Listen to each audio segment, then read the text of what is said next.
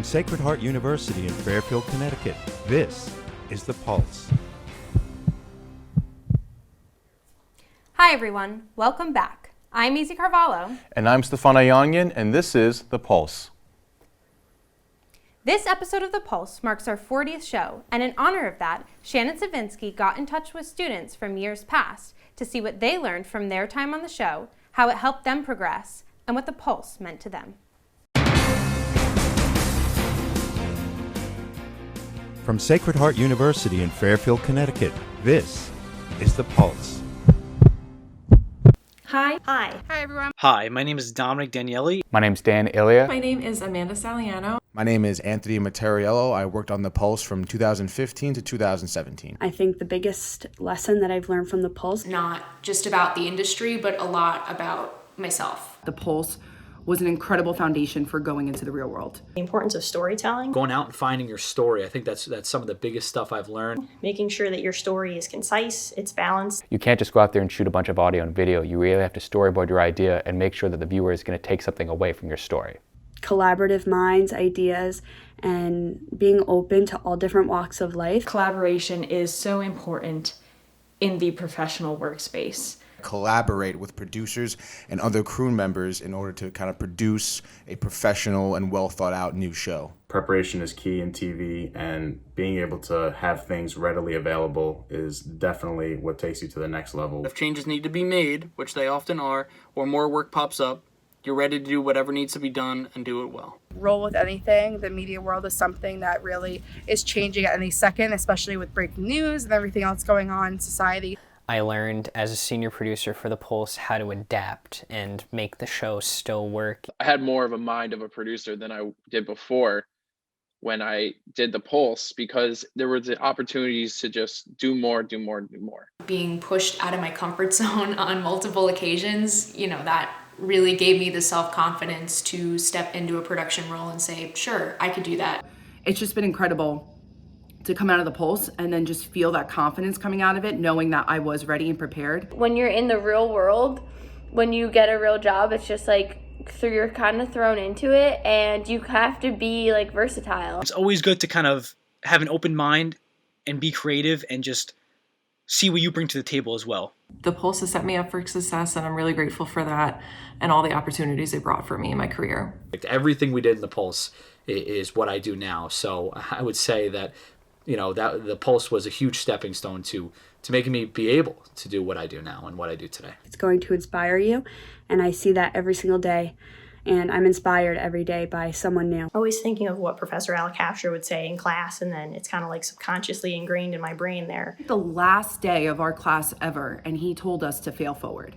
And I remember I wrote that down in my notes, actually, in my iPhone, because it's just a reminder that especially during your 20s, you're not totally certain yet. You're still finding yourself and what you want to do. And if you fail, don't let it knock you down completely. It's about the comeback. I cherish the time I had with The Pulse ever since. On behalf of all of us, thank you for joining us. That's a wrap on this year. Thank you so much for joining us. Until next time, this is The Pulse. We'll see you next time on The Pulse. That was really special. It's wonderful to see how our alumni are doing and to see what The Pulse meant to them. It just goes to show that we are a family. Let's catch up with 3 more Sacred Heart alumni who are still working together years after they graduated from SHU. On our second edition of Alumni Spotlight, Anthony Saccone takes us behind the scenes of Lark Media, a production company started and run by proud Sacred Heart alumni. Imagine you're sitting in a classroom at Sacred Heart, and 10 years down the line, you are with your fellow alumni and working on a shoot with the shortstop of the New York Yankees. Steve Armato. I graduated Sacred Heart University in 2011, and I am the owner of Lark Media. My name is Manny Santiago. I graduated in 2009, and right now, technically, I'm a freelance director of photography and editor. My name is Dan Nevenpera. I am a 2010 graduate of Sacred Heart, and I am currently a producer and camera operator for different companies in reality television. Lark Media is a digital content creation company which in short means we make commercials for the internet. One of Lark Media's largest clients and biggest believers is fitness professional and entrepreneur Sean T. He's been our largest client. He actually gave me the start. He basically said, I have work for you. If you want it, it's yours. He said I could invest in your company or I could give you projects and make you work for it. And I owe him a lot because he gave me my start to this whole thing. After graduating Sacred Heart, each of the 3 alumni went on their own path, but eventually realized that working together was in their best interest. We all wanted to do something and we all decided that we're going to start our own production companies. And then we realized maybe if we do stuff together, everyone has their strength. Let's go. Steve didn't want to shoot anymore. That's good. He's a producer, I'm a camera guy. Danny's an AC and a camera guy. So it's kind of like, instead of being individuals, the group thing was the most important part, and that's how we're starting to get more jobs. Danny, who fills in when needed for Lark Media, plays a large role in producing some of the large shows you may have heard of for the Food Network. I want to see some cake! The first job I got in reality TV, I was a PA on a Food Network show. At the time, it was Cake Boss was still on Food Network. Once I got in with that crew, I started working on bigger studio shows.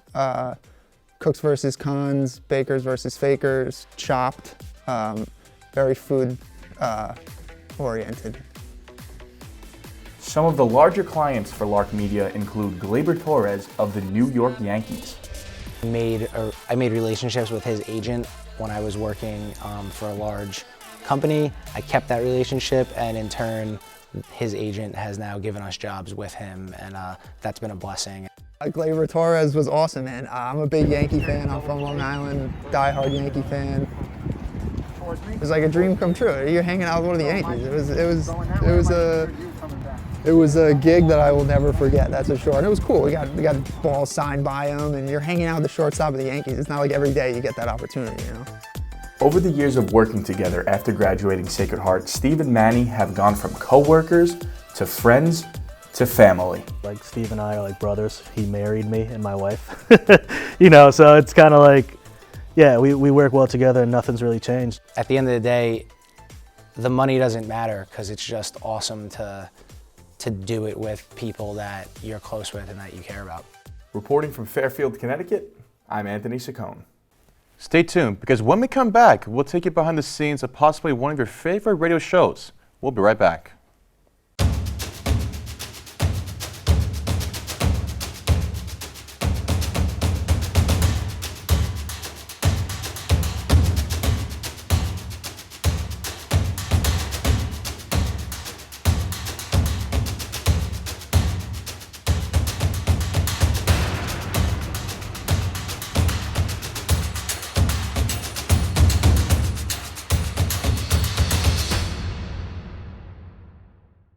Welcome back to The Pulse. Let's hear from one of the voices behind New York's #1 music station. You may have never met him, but you've spent quite some time driving in your car listening to him. Maxwell Jones of Z100 gives us an inside look into how the music industry has been affected by the ongoing pandemic. Callie DeAgostinas is here to give us a closer look at the story. And now to the latest on the coronavirus. The coronavirus. It is safe to say that for the past year, the ongoing COVID-19 protocols caused an upheaval in facing the unknown. Many industries were placed on a pause with diligent measures needed to be taken.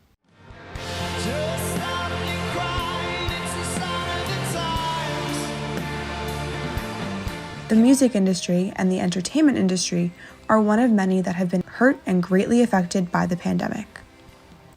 Maxwell Jones of Z100 New York gives us an inside scoop of what being a radio jock in a pre-COVID atmosphere was like compared to a compromised and socially distanced one. Because it's affected us drastically. As we all know, music, it kept going on, which was an amazing thing to see the artists and to hear the artists really adapt and still create during this crazy pandemic. But the live music aspect completely stopped here in the States, at least, and in those countries that are affected drastically by the pandemic. So for radio in particular, as you can kind of look around and see, I'm at home. So I guess, you know what, it feels weird. I'll just show you what the studio setup kind of looks like. I have a full-on like broadcast situation over here. I've got like monitors where I can link into the radio station through this computer, through that computer, microphones. Like it's nuts. So yeah, it's affected us in my industry tremendously. Everything is done through Zoom. I mean, it's really been crazy. I haven't seen any one of my favorite celebrity friends in person. When you're in studio with an artist, it's a lot easier to have that connection.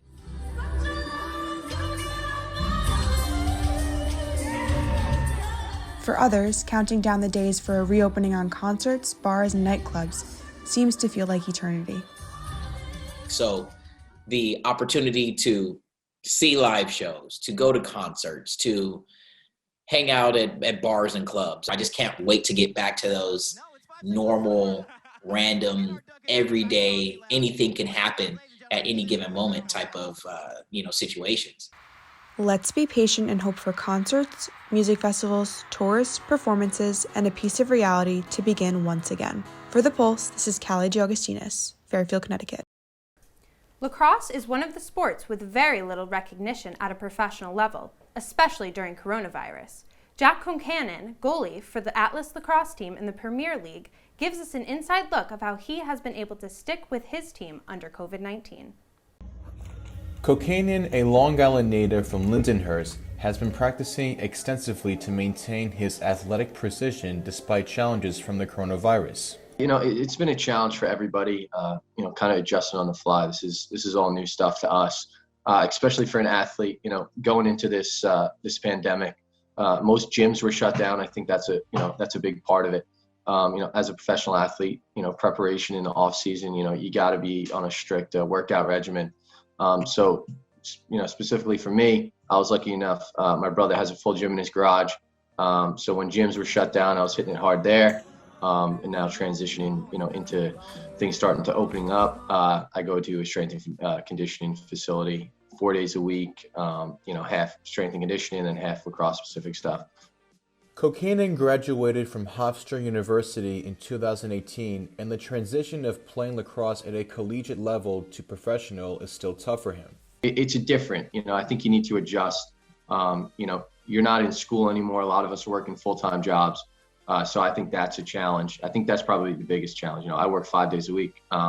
So it's about putting in that same time, and staying dedicated and on, in a routine. One of Jack's biggest fans is his cousin Mariah, who has always been a supporter throughout his career. She appreciates the hard work and dedication he's invested in himself. The hard work that Jack dedicates to lacrosse on a day in, day out basis is a amazing talent and something to look up to, and I'm really proud of him for that.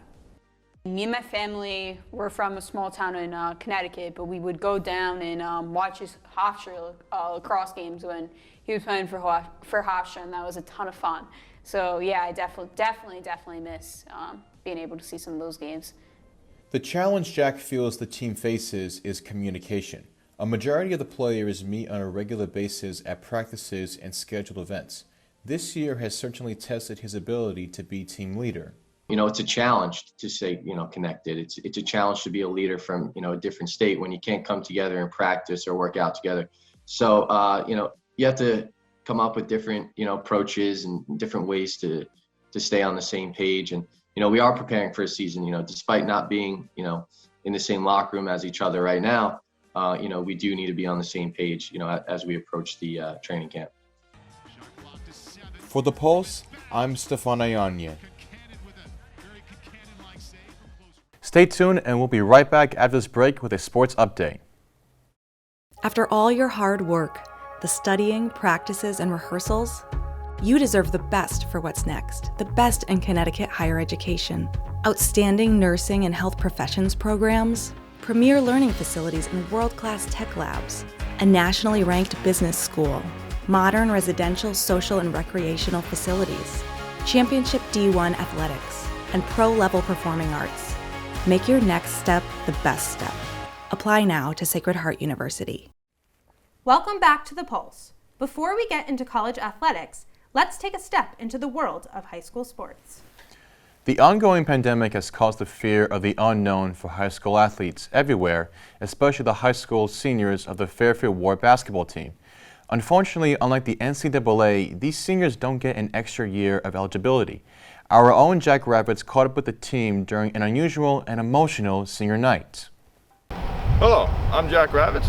We're here at Fairfield Ward High School to cover the varsity boys basketball senior night and the adversity they've had to overcome to get here. Number 3, Austin Kern, escorted by his father Tom and mother Amy.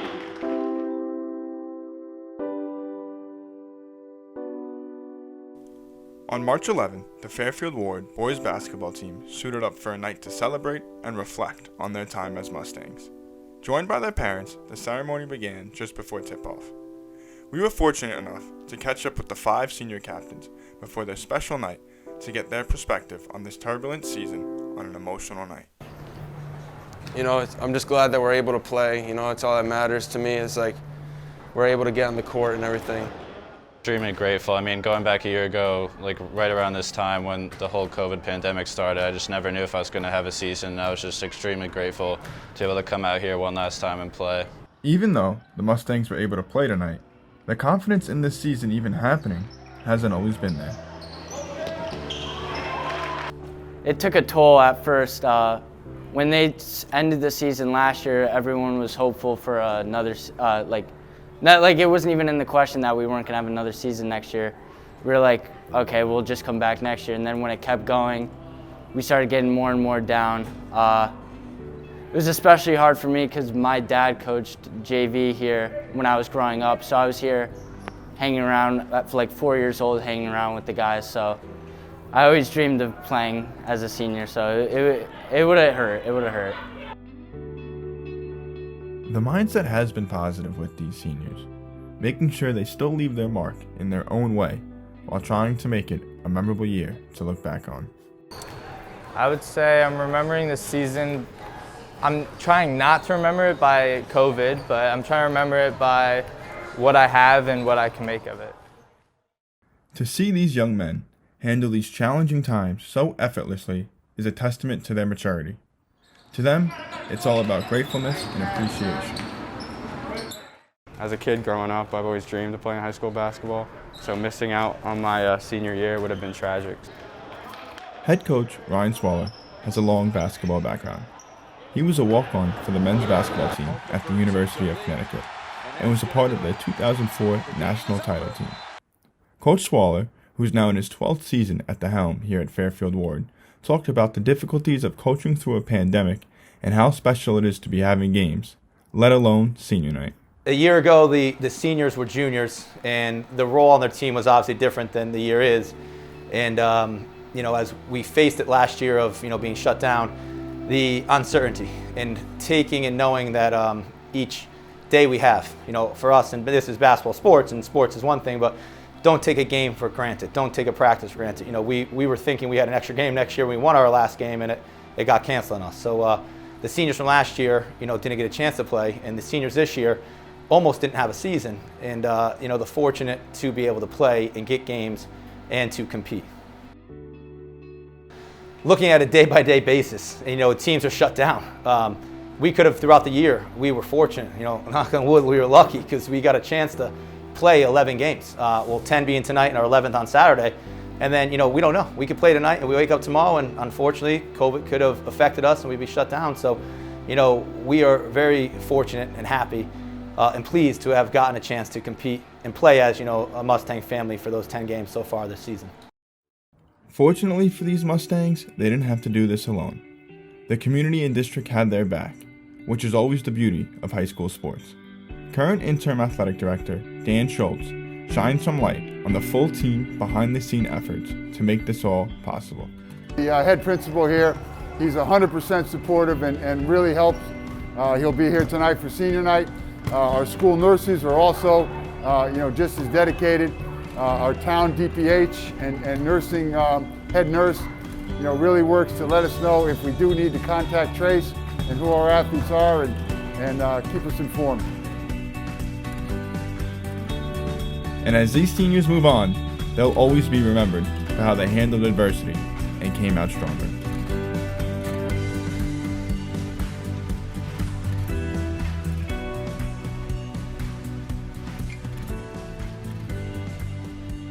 It would appear the stars would align here today as the Mustangs won a close one, 47-44.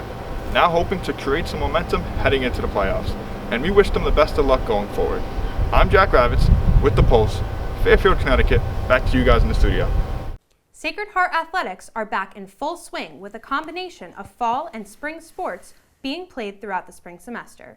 Here is Dan Gardella and Mackenzie Carboni with a mid-season sports roundup. Hello everyone and welcome to another edition of the Shoe Sports Roundup. I'm Dan Gardella. And I'm Mackenzie Carboni. After what turned out to be a quiet fall and winter seasons, business is booming in Sacred Heart sports. Multiple sports that have been played during the fall have been postponed and now being played during the spring, keeping Sacred Heart fields busy. Let's start on the gridiron, where Sacred Heart football has an abbreviated spring season after having their fall season postponed. The Sacred Heart football team has a 4-game abbreviated schedule that began against Duquesne on March 7th. The Pioneers are 2-1 on the season, falling to Duquesne and defeating Long Island University and Merrimack College.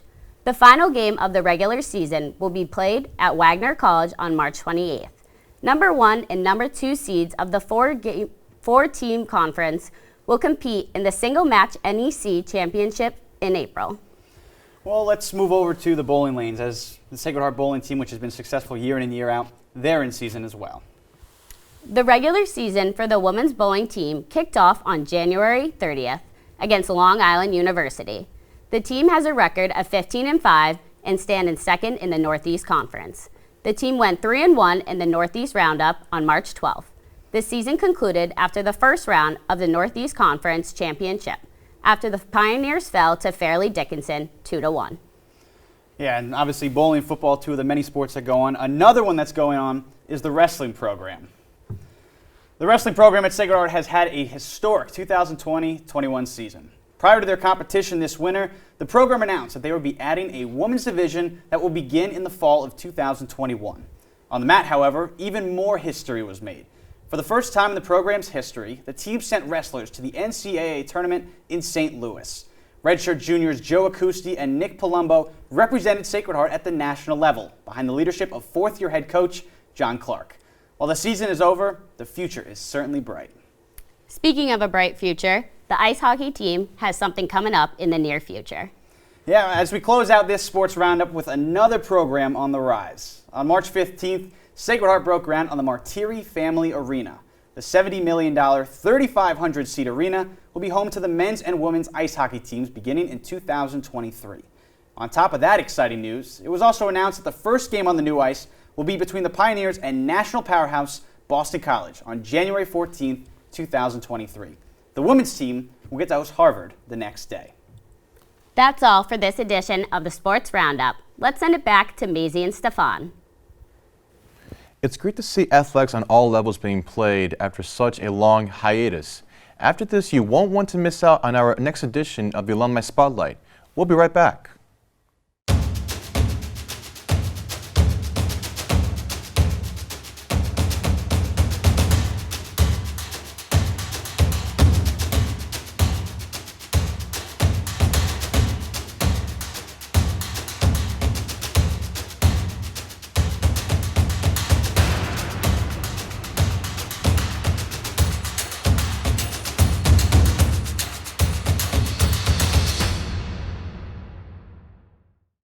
Welcome back. There is a new art exhibit at the Shoe Art Gallery. It is an exhibit by an artist who speaks out about current societal issues through her paintings. Here is Cara Gillo with the story. Since the age of 6, Isabel discovered her passion for art and has been making her own work ever since. This recent Shoe graduate created several unique paintings that were displayed in the Edgerton Atrium on campus. Isabel's art speaks out about several issues that society faces today, especially ones that hit home for her in Ukraine. Here is her message. I want to reinforce the global environmental movement, elevating the message about global warming, environmental pollution, in and female empowerment to another level of perception through my unique style and monumental size of artworks. With this painting, I really wanted to bring awareness. That was a portrait of a Russian surfer who became a victim and a witness of the toxic spill in Kamchatka's peninsula. The problem was that 95% of the marine was killed. And I'm really concerned about that, but because I believe that ocean belongs to all of us and we have to care and protect it. Another one, which is very important, I would say, for me as a woman, is a Greta Thunberg portrait. The title of the painting is Greta Thunberg School Strike for Climate. That the translation of the sign she always carries with her, and why it's important for me, of course, because she is a girl. I hope that more women gonna be empowered to speak out and to change our world for better. Isabel says that every painting takes about 2 to 3 months to complete. Because of the size and message of the display, this is a very challenging process both physically and emotionally. And the third one is called The Origin of the World, and depicts the naked woman. This painting is a remake of well-known Gustave Courbet artwork with the same title. And with this painting is the celebration of the beauty of female body. Also, I really wanted to bring the parallel that our planet and nature is a feminine gender through its fertility and ability of producing life. Every kind of injustice or harm that I can observe happening in our society makes me feel like to stand up, to speak out. I feel like my art is a tool to deliver a social sensitive messages. I'm lucky because I do what I love, and that makes me feel happy. Even though the message is pretty tense, still I have that dream, and finally this dream came true. For The Pulse, this is Kara Gilo, Fairfield, Connecticut. As isolation and quarantine continue in 2021, there is a new social media app called Clubhouse, which connects people from all across the globe. Catherine Andes has the story. From college students to businesswomen, Clubhouse is connecting people in a time of isolation and quarantine. The audio chat-based app was released for beta testing in April 2020. Now, almost a year later, it is the new social media app that everyone is trying to get an invite to. Heavily invested in the motivational speech and social media influencing business. I am a social media influencer of 4 years. Fashion blogger, podcast host, and student at Adelphi University, Sarah Guarino shares her experience using the app. One of my favorite ways to use Clubhouse is actually in the morning when I'm getting ready, because there's a lot of great clubhouses on fashion, and it's really nice to get to hear about all the different aspects of it, as that's something I'm really interested in. And that's like the primary way I guess I use it now, since I'm really busy with school. And then during the day I don't really go on it too much, but then at night I usually hop back on, because that's probably the busiest time, because I feel like it works for all the time zones the best later at night. College students are not the only ones using Clubhouse to connect. Businesswoman, author, and TEDx speaker Tara Garrity shares her thoughts on the new social media platform. Actually, the reason I joined Clubhouse, believe it or not, was I initially joined thinking this will be a great platform for me to be able to reach other families and connect with medical professionals and kind of spread my message, which is using fun and laughter and gratitude as a coping tool when a family is going through kind of a devastating diagnosis, right? And I got onto the app and there just wasn't that community yet. There's just starting to get there, that community. I'm literally just kind of hand piecing people together at this point. But that was the whole reason I initially joined. But then there's also these smaller communities, which in particularly right now in today's world, where people still feel isolated, where things aren't still back to where they are. And depending on where you live in the world, some places are still really on a shutdown or a lockdown. It gives you a chance in real life to have real connections and to have those conversations that I think people are starving for after this past year. Even though some parts of the world are still feeling the negative effects of the pandemic, Clubhouse has been a positive to come out of these unprecedented times. Definitely would say it's positive just because since everything's like real time, like live, anything that like happens just happens. It's not written anywhere. So like if there's any negative energy coming from a room, you just leave the room. Whereas like on something like Instagram, a comment gets posted and it's like on you or the other person to like literally go and physically delete the comment. But here I feel like it's a lot easier to like get yourself out of a space that maybe if you don't like the energy it's giving, you can just leave. But I think that even once we're out of quarantine, that the whole aspect of being able to, you know, network with people around like the country and around the world is just very appealing to people. In a post-pandemic society, socializing looks different, and Clubhouse is giving people in all corners of the world a new way to connect. For The Pulse, I'm Catherine Andes, Fairfield, Connecticut. That's all for today. Thanks for tuning in to our 40th show of The Pulse, and we hope to bring you guys many more to come. I'm Maisie Carvalho. And I'm Stefano Ionian. We'll see you guys next time on The Pulse.